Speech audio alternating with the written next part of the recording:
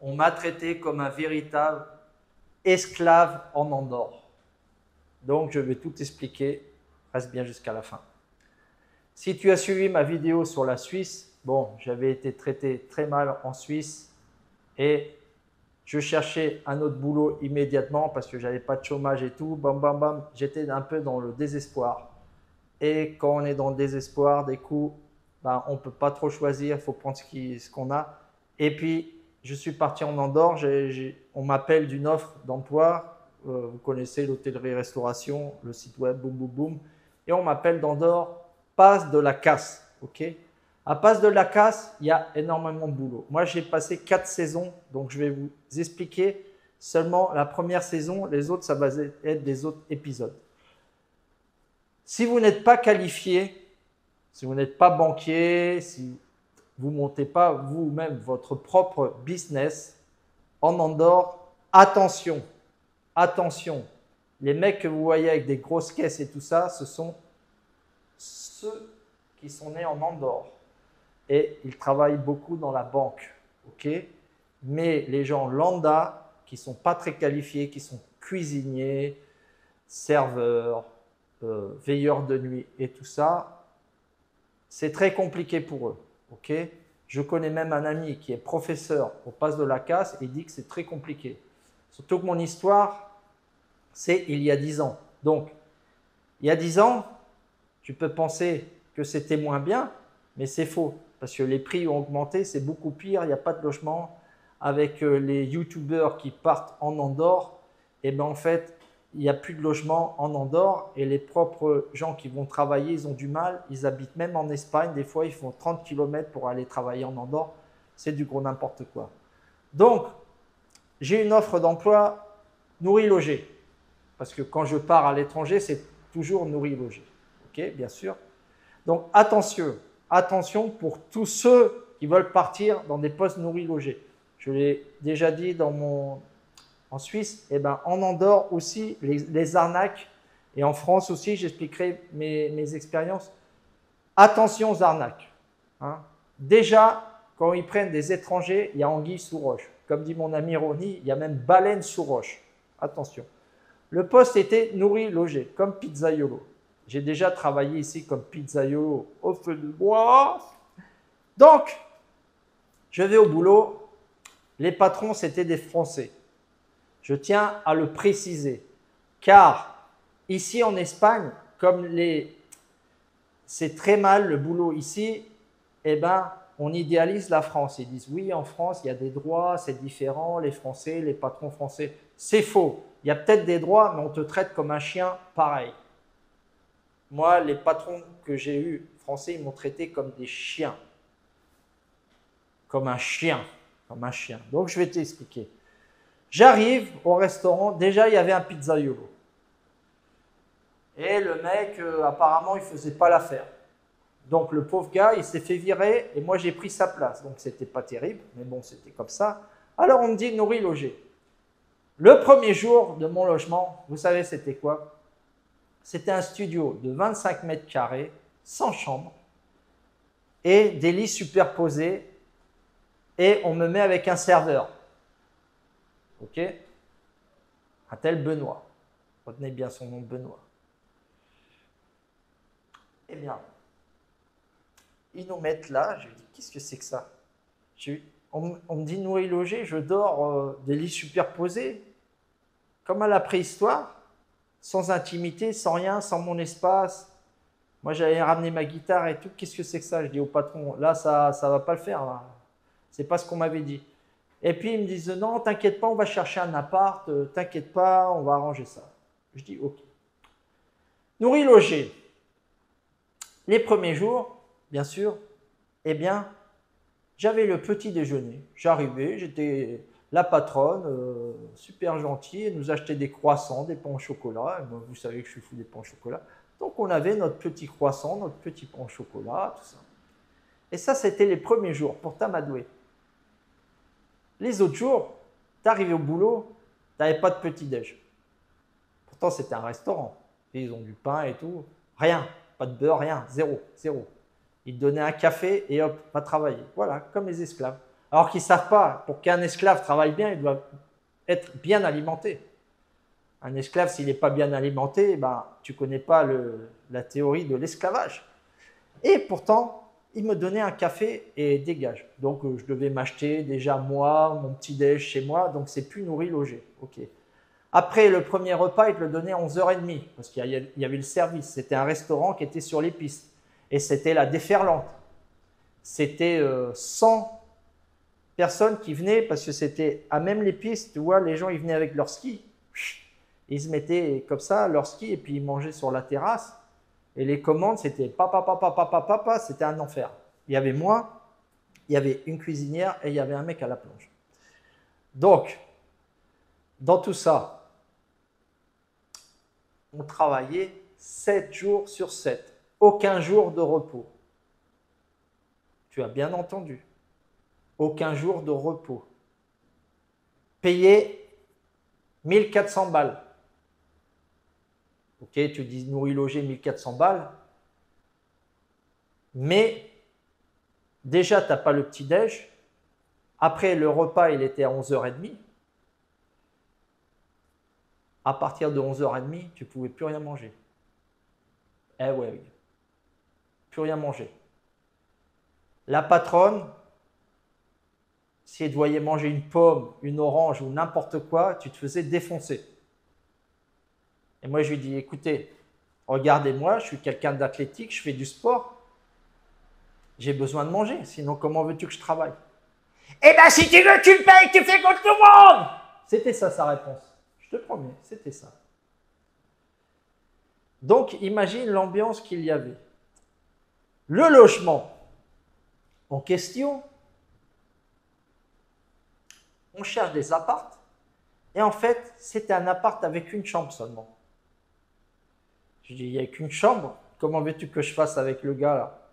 Eh bien, il dit, eh bien, il y en a un qui va dormir dans le salon, sur un lit canapé là, pendant la moitié de la saison. Et après, vous vous tournez.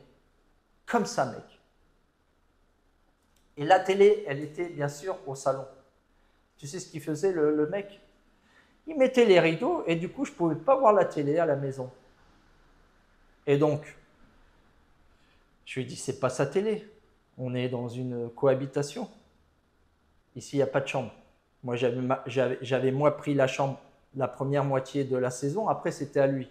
Et le mec, la première moitié, il se fermait un rideau. Il était là à voir sa télé tout seul.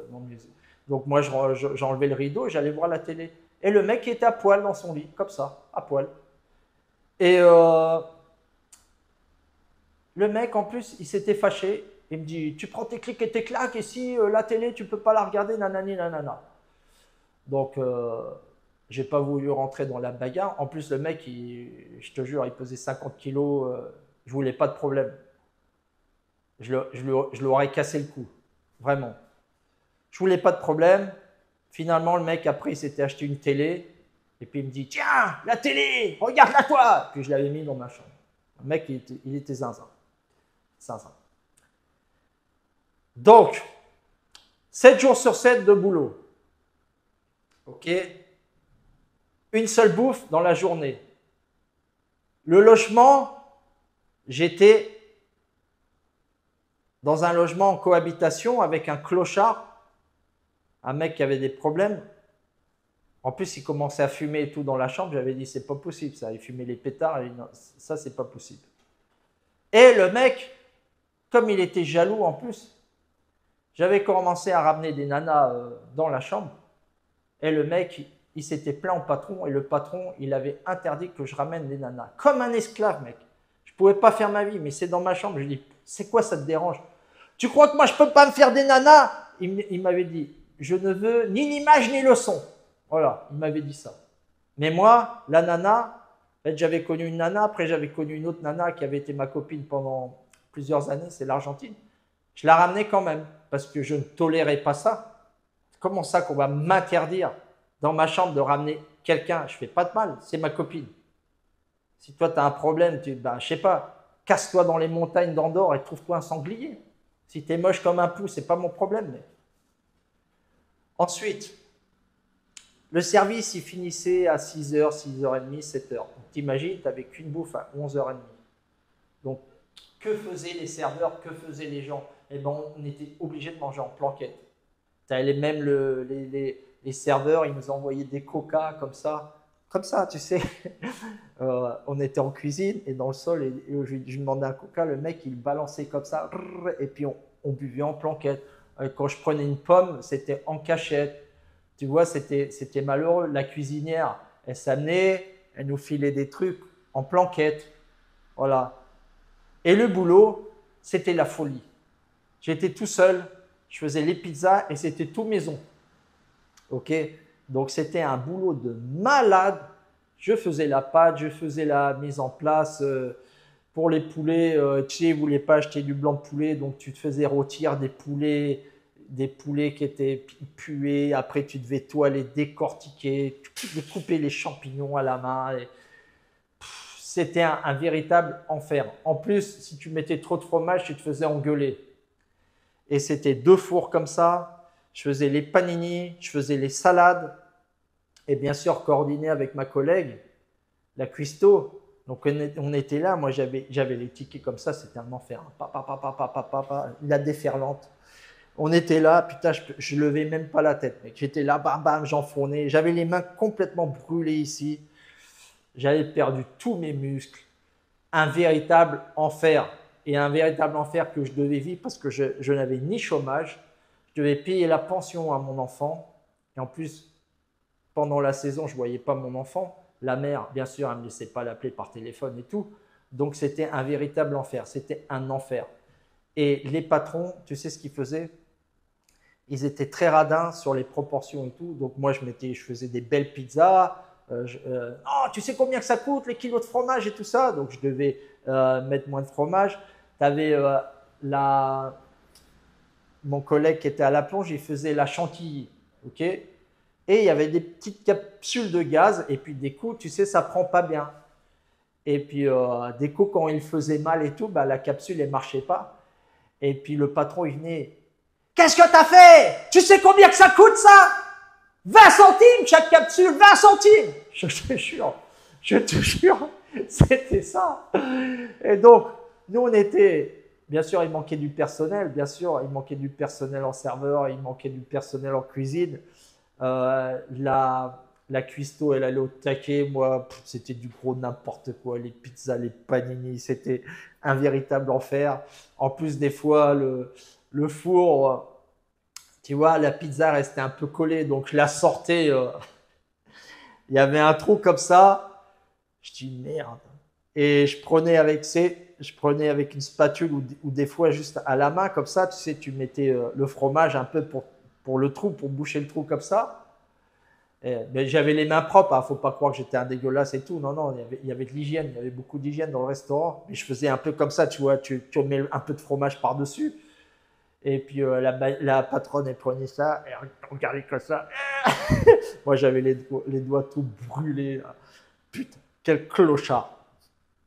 Et c'était un véritable enfer. Je devais sortir les plats avec ma collègue. Il y avait des soupes à l'oignon, donc tu le faisais gratiner, tu le mettais comme ça, tu ressortais, tu cramais les bras. Là, j'avais ça cramé, complètement cramé. Et puis les patrons qui nous engueulaient par derrière. Et je me souviens, il y avait tellement de tickets, tu vois. Eh ben, il y a des gens, ils n'étaient pas servis, ils devaient partir. Ok. Et je me souviens une fois, il y avait un client qui était parti. Et le patron, il rentre, il nous dit, à partir de maintenant, à chaque fois qu'un client il s'en va, vous allez payer ce ticket. C'est vous qui allez payer ce ticket. Je dis ouais, c'est ça, ouais. Je vais payer le croque-monsieur. Mais plus de gens, espèce de clochard. Et c'était un restaurant qui marchait très bien parce qu'il était super bien situé. La cuistot, elle était bonne, elle faisait des très bons plats, c'était de la qualité. Hein. J'ai frites McCain. Moi, les pizzas, elles étaient très bonnes, c'était tout fait maison et tout, mais on nous traitait comme des chiens. On n'avait pas le droit de manger, même pas un petit 4 heures, tu vois. Quand tu avais faim, une pomme. Donc moi, je me cachais pas au début, je prenais ma pomme, je la mangeais, puis la patronne, qu'est-ce que tu fais? T'es en train de manger? Eh ben, tu dois payer la pomme. Bon, du gros n'importe quoi. En plus, avec le collègue là, il me provoquait. Il me provoquait parce que moi, je ramenais ma petite copine à la maison et lui, il voulait pas. Il voulait pas. C'était un cinglé. Et à l'époque, il y avait le droit de fumer dans les restos et tout. Et donc, on mangeait et le mec, il venait comme ça et puis il allumait sa cigarette. Alors moi, j'étais en train de manger et il me la mettait comme ça sous le nez. Je vous dis, le mec, il pesait 50 kilos, hein, comme ça. En plus, il était beaucoup plus âgé que moi. Des provocations, mec. Je te promets que si ça serait maintenant, je prends le mec, je le sors, je fais un trou dans la neige et je lui mets la tête dans la neige. Je te promets. Je ne supporterai plus cette humiliation-là. Mais j'étais obligé parce que je voulais pas finir en tôle et tout si le mec, je le butais. J'avais mon enfant, j'étais dans une période très compliquée, vous savez. Et j'étais séparé, j'avais mon enfant avec un droit de visite très réduit, tu vois. Et aussi, dans le logement, ils nous faisaient payer l'électricité, bien sûr, en plus. Alors que tu sais qu'en Andorre, il fait très froid, tu es obligé de mettre le chauffage. Ok? Après, le mec qui était en cohabitation, j'avais toujours des problèmes, il disait que je ne faisais pas le ménage. On faisait les ménages une fois par semaine, c'était chacun, tu vois. Comme un petit bébé, il pleurait au patron, il n'a pas fait le ménage, il n'a pas passé la serpillière. Visite du patron, il visite, il dit bah c'est propre, je ne vois pas le souci, c'est nickel. Tu vois l'ambiance qu'il y avait? C'était un véritable enfer. Et au taquet, 7 jours sur 7, la cuisinière, elle venait souvent tard. Tu vois, la cuisinière, elle était amie avec les patrons. Bon, c'était quelqu'un de gentil et tout. Mais elle avait un problème. Des fois, elle aimait trop la fête. Elle buvait beaucoup. Elle était lesbienne. C'est pas mon problème. Parce que c'était pas l'époque wokiste. La meuf, ça se voyait, c'était une vraie lesbienne. Bon, bah, c'est son délire. C'est pas mon problème. Mais elle jouait un peu les baroudeurs, les mecs comme ça, tu vois. Et regarde qu'est-ce qui s'était passé pour que tu vois l'ambiance qu'il y avait. La meuf, elle me dit, tu peux préparer une assiette de fromage. Je n'avais jamais préparé une assiette de fromage. Je dis, ok. Donc, je commence à couper un bout de roquefort, un bout de, je sais pas, un marsoual, je sais pas quoi. Je mets comme ça, il fallait mettre des noix, un peu de salade. Et moi, tu sais, pour les proportions, je savais pas si on met trop. Et je lui dis, l'assiette n'était pas finie. La meuf, elle était venue, elle était bourrée un peu, tu vois. Elle était bourrée, elle était venue de fête. Et je lui montre l'assiette comme ça. Je lui dis, c'est bon les proportions là? J'avais pas fini. Elle me dit, c'est ça ton assiette de fromage? Elle prend l'assiette de fromage et elle la balance. Ça a failli toucher le mec à la plonge. Le mec à la plonge, il a fait comme ça. L'assiette, elle a explosé dans la cuisine. Alors le mec de la plonge, il dit, ça va pas et tout, tu ne refais plus jamais ça. Et en plus, la meuf, elle jette ça comme ça. Et tu sais ce qu'elle me fait? Elle me met une baffe dans la gueule. Comme ça. Bah! Tu sais ce que j'ai fait? Comme moi, j'ai fait les arts martiaux. Et en plus, je vous ai dit, je suis bon à la bagarre. J'ai des bons réflexes, j'ai des très bons coups de pied. Ça a été un acte réflexe. Tu vois, parce que des coups, il y a des actes réflexes qu'il faut comprendre, c'est incontrôlé. Elle m'a mis la torgnole comme ça. Je ne m'attendais pas. C'était impossible à esquiver et tout ça. Je l'ai reçu de plein fouet. Quand tu as pensé qu'une meuf de 1,50 m te met une torgnole, elle était un peu grosse, elle était costaud. Hein. Elle me met la torgnole. Tu vois, au moment qu'elle me met la baffe dans la gueule, bah, acte réflexe, j'ai fait comme ça, comme Steven Seagal. Pouah, comme ça, tu vois. J'ai juste poussé comme ça par les deux épaules. Elle m'a fait. Et j'ai fait comme ça. La meuf, elle a volé 3 mètres, elle s'est explosée sur l'armoire qu'il y avait en face. Et je lui ai dit, toi, tu ne me touches pas. Toi, tu ne me touches pas. Comme ça. Et la fille était là. Ouais, le taoïste et tout. Elle était là, elle voulait venir, elle venait pas. Et moi, j'ai dit, si elle vient, je la prends comme ça et je la balance, tu vois. J'allais pas la frapper, bien sûr, mais je la prends comme ça et je la balance, comme dans les films comiques. La meuf, elle est pas revenue. Et après, pendant 4-5 jours, la meuf, elle me parlait plus. Et après, elle était toute douce. Alaska, tu peux me préparer ceci. Jean-Charles, tu peux me préparer ça. Jean-Michel, la meuf était gentille avec les serveurs et avec tout le monde. Comme ça, comme ça. Tu peux préparer ça. Oui, il n'y a pas de problème. Et ce qui est magnifique dans cette histoire, qui a été un véritable enfer, l'ambiance pourrie, le travail pourri, exploité, bien sûr. Quand il n'y avait pas de clients parce qu'il y avait des tempêtes de neige, ils nous faisaient nettoyer la cuisine. Putain, je te promets, par terre, à nettoyer la pâte et tout. Tu sais, les cuisines, c'est horrible. Boah, c'était un putain d'enfer. Jamais, même, je sais pas, un jour il neige beaucoup, c'est partez chez vous. Non, tu restais et tu travaillais. 7 jours sur 7 comme ça pendant 4 mois, je te dis. 4 mois et demi. Imagine le machin. Le véritable enfer. Un enfer en fond, j'allais perdu. Mais dans cet enfer, ça ne m'avait pas empêché de continuer à m'entraîner. Je faisais les footings dans la neige. Je faisais du street workout dans la rue, car j'avais pas de sous pour aller au gym. Je m'entraînais sur moins 15, moins 20 dans la neige. Il y avait la neige jusqu'à là. Les barres de dips, elles étaient toutes congelées. Il y avait ça de glace. Je faisais les abdos, j'avais la neige qui tombait. Je faisais les footings sous moins 15.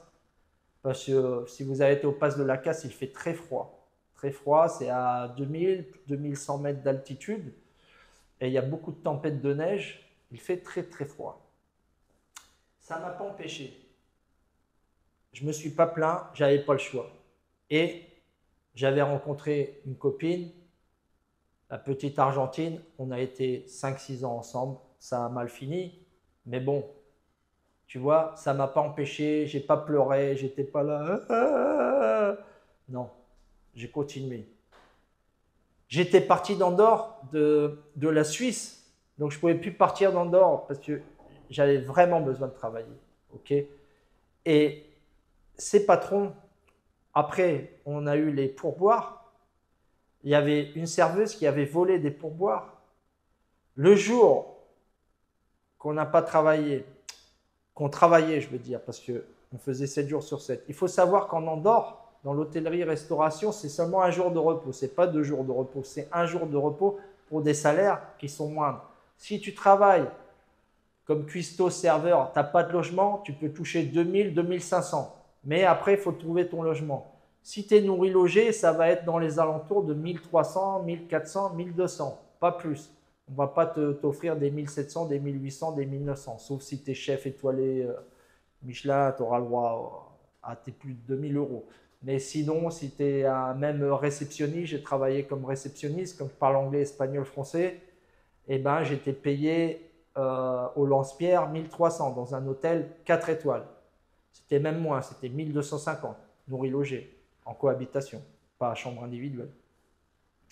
Donc, pour vous dire que faites très attention si vous allez en Andorre, il faut bien demander le logement, il faut bien demander la nourriture, parce qu'il m'est arrivé des noises aussi en France, j'expliquerai mon histoire. Et quand on vous dit que les patrons en France sont différents et traitent bien les travailleurs, c'est faux. Moi, en Suisse, ça s'est mal passé, je m'en souviendrai toujours, c'était Madame Brubacher, la patronne, une Allemande. Bah, l'Allemande, je peux te dire, elle me faisait nettoyer les poils du chien de son bureau. Non, mais ça va pas. Passer l'aspirateur pour nettoyer les poils de son chien. Non, mais ça va pas. Non, mais c'est... À notre époque, l'esclavage, il existe. Bien sûr qu'il existe, l'esclavage. Il n'y a pas besoin d'aller en Afrique, en Amérique du Sud, ou dans les pays Shintok. Pas du tout. En Europe, de nos jours, en France, en Espagne, en Andorre, partout, il y a de l'esclavage, mais à fond la caisse. À fond la caisse. En plus, maintenant, c'est avant. Ok, au temps de nos parents, tu vois, ils travaillaient, c'était pas très bien payé, mais après, tu partais dans un autre pays, en Hollande, ou ceux d'Espagne, ils partaient en France avec la monnaie et tout. Après, ils ramenaient beaucoup d'argent, ils partaient en Suisse. Mais maintenant, avec l'euro, tout ça, c'est fini. Tu pars en Hollande, tu pars en Angleterre et tout, tu es aussi pauvre. Hein. Avec les prix et tout, on te paye 2000, ton loyer c'est 1000 euros, c'est pareil qu'ici. Il n'y a aucune différence. Absolument aucune différence. En plus, dans la bouffe, c'est à peu près pareil maintenant dans toute l'Europe. Tu as peut-être des pays, l'Espagne c'est un peu moins cher, mais il ne faut pas croire que c'est beaucoup moins cher que la France. C'est moins cher, ok, mais c'est plus comme avant, quand je suis arrivé dans les années 2000. Et en Andorre, à l'époque, il y avait des bons prix sur certains trucs. C'était pas donné, le logement il était cher. Alors maintenant, ils disent qu'il y a un gros problème de logement en Andorre aussi. Et je suis sûr que les salaires, ils sont toujours aussi bas. Si tu vas en hôtellerie, restauration, sécurité, vigile, tous ces boulots qui ne sont pas qualifiés. Hein, et ils ont un gros problème de logement. Donc attention quand vous partez, expatrié ou pour faire une saison, il faut être très clair. Je raconterai mes histoires en Angleterre, les autres saisons que j'ai fait en Andorre avec des patrons qui ont été encore pires que cela. Vraiment, c'est à ne pas en croire ses yeux, comment ils traitent les gens. C'est des patrons, enfin c'est des personnes. Comment ils osent traiter les gens comme ça? Comment tu oses traiter un mec qui vient d'Espagne? Tu lui donnes seulement un repas. Le mec, il pèse 80 kilos, sportif. Tu lui donnes un repas et dans ton annonce, tu mets nourri logé. On n'a pas un seul jour de repos. Et ce jour de repos qu'on a travaillé, on ne nous l'a pas payé. Ça n'a pas été payé, on aurait pu le dénoncer, mais tu sais bien, prendre un avocat en Andorre et tout, à la fin tu fais quoi? Tu te casses et dis allez, cassez-vous bande de clochards, je ne veux plus jamais vous voir. Jamais je mettrai un pied, plus jamais je vous adresserai la parole, toi. Et après ces jours-là, ils roulent avec leur Mercedes, ils avaient acheté un hôtel, tu vois, bien sûr, sur la gueule de quoi? Sur la gueule des travailleurs. Ça n'arrêtait pas de tourner. Je me souviens, il y avait un forain qui était très rigolo. C'était pas un gitan, mais moitié gitan, un forain. Bon, vous connaissez les forains, ils sont rigolos. Le mec costaud et tout. Bon, le mec, il avait vu que c'était du gros n'importe quoi ce boulot. Et il avait abandonné le travail. Et il avait dit non, non, j'ai un collègue qui est malade. Tu sais, chez nous, c'est comme ça. Mon collègue, c'est comme un frère. Je ne dois pas le laisser tomber. Et nous, on l'aimait bien. C'était Vincenzo, il s'appelait. Il était super sympa. Il était jeune, hein, c'était un petit gaillard. Et Vincenzo, c'est lui qui m'envoyait les coca comme ça par en bas. Et on lui dit Vincenzo, pourquoi tu pars et tout? Non, non, tu comprends, nous, c'est la famille, c'est comme ça, c'est mon ami et tout. En fait, c'était un gros mytho. Puis le mec, il s'est cassé. C'était un gros mytho. Il dit que je vais rester avec ces clochards. Après, la cuisinière, moi, elle était lesbienne, elle ramenait ses copines, des copines lesbiennes, travailleuses. Elle était super méchante avec elle. Il y avait des bagarres de couple, des histoires. Il y avait une autre lesbienne qui essayait de draguer avec la cuistot. Elle se bagarrait. Elle avait tapé la lesbienne, du gros n'importe quoi. Une serveuse, elle avait volé une eau pour boire. Elle s'était fait virer. Le mec à la plonge, il travaillait comme un malade. C'était le frère à ma copine. Il était traité comme un chien. Il n'avait pas. C'est un Argentin. Il n'avait pas le choix. J'avais connu beaucoup d'Argentins, beaucoup de Chiliens, beaucoup de Brésiliens, parce que tous les moniteurs, la plupart des moniteurs là-bas, c'est des Argentins. Parce qu'en Argentine, il y a des montagnes. Au Chili, non, Chili, on dit Chili. Eh ben, aussi, il y a beaucoup de montagnes et il y a beaucoup de travailleurs. Ils ont un accord avec Andorre, ils viennent travailler là-bas. Il y a beaucoup de Portugais, mais c'est tous des crèves la dalle. Et c'est des mecs très courageux. Ils doivent enchaîner souvent 2 boulots, tu vois. Ils travaillent dans les Portugais travaillaient beaucoup dans les supermarchés. Ok. Et puis en plus, les mecs, ils apprenaient la langue, ils apprenaient le russe et tout. Des mecs, vous connaissez les Portugais, ils sont super travailleurs. Il y avait les Portugais, il y avait les Espagnols, il y avait les Brésiliens, il y avait les Chiliens, il y avait les Argentins. On était tous des morts de faim. Des morts de faim, des pauvres mecs qui veulent travailler. Les mecs qui travaillaient sur les pistes, ils n'étaient pas logés, ils devaient prendre des logements entre les moniteurs. Après, le soir, ils travaillaient dans les restaurants. Tu vois? Tout ça pour donner du plaisir aux touristes. Et ils ne savent pas l'envers du décor. En fait, si toi, tu viens en Andorre travailler, tu vas avoir du travail au Pass de la Casse. Mais attention, attention. Moi, j'ai été traité bien seulement une fois, que je vous raconterai. parce que c'était une organisation hôtelière très grande et très forte dans toute l'Andorre. Et là, c'était carré, c'était nickel. Et encore comme ça, il y avait quelques trucs, mais là, je ne vais pas faire le mec qui pleure et tout. Mais il faut vous raconter tout parce que sur Internet, en fait, il n'y a que des mecs qui touchent 10K, ils parlent là, oui, les mecs, ils ont 15 ans, comment j'ai gagné 15 000 euros et tout. Mais la plupart des gens, c'est des gens lambda, travailleurs. Tout le monde n'est pas qualifié. Ok? Il y a beaucoup de galériens en France, il y a beaucoup de galériens en Espagne, il y a beaucoup de Français qui galèrent ici. Moi, ici, je vois que des clochards. Je n'ai vu aucun mec qui a réussi en Espagne. Ici, là où je vis, aucun. Aucun. Je connais quelqu'un qui s'appelle Pierre. Lui, il était très bien payé parce que c'était un espèce de patron, mais il travaillait dans une boîte française. Et cette boîte française, elle avait une succursale ici, donc il travaillait avec les conditions françaises ici. Et lui, il gagnait bien sa vie. Maintenant, il est retraité, mais c'est différent. Ok? Moi, je connais même des informaticiens qui sont là. Ils gagnent une putain de misère. Ils doivent partir à l'étranger. Ils partent en Allemagne. Ici, il y a beaucoup de gens qui partent en Allemagne. Et ensuite, j'en connais beaucoup. Parce que c'est cette communauté de clochards qu'on est, des clochards courageux, parce qu'on n'est pas là à mendier, on travaille, beaucoup de travailleurs. Moi, je travaille. Tous les Argentins qui étaient là-bas, ils étaient très courageux. Mais on ne parle pas de l'envers du décor, de tous ces gens qui travaillent. Et en plus, c'est le nouveau agenda 2030 qui te dit « Tu n'auras rien et tu seras heureux ». Maintenant, c'est quoi? Maintenant, c'est le travailleur est pauvre. Même si tu travailles, tu es pauvre.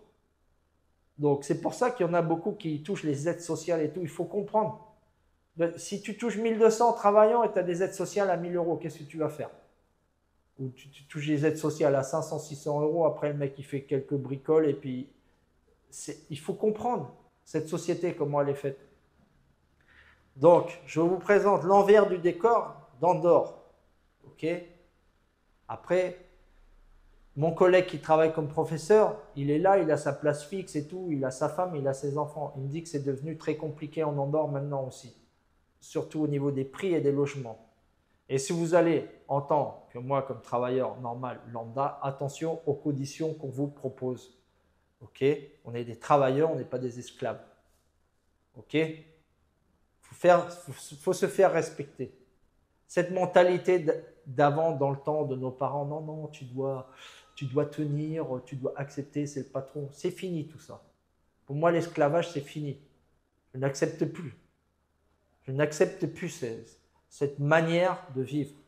Ok? Donc, merci pour tous, merci pour votre soutien.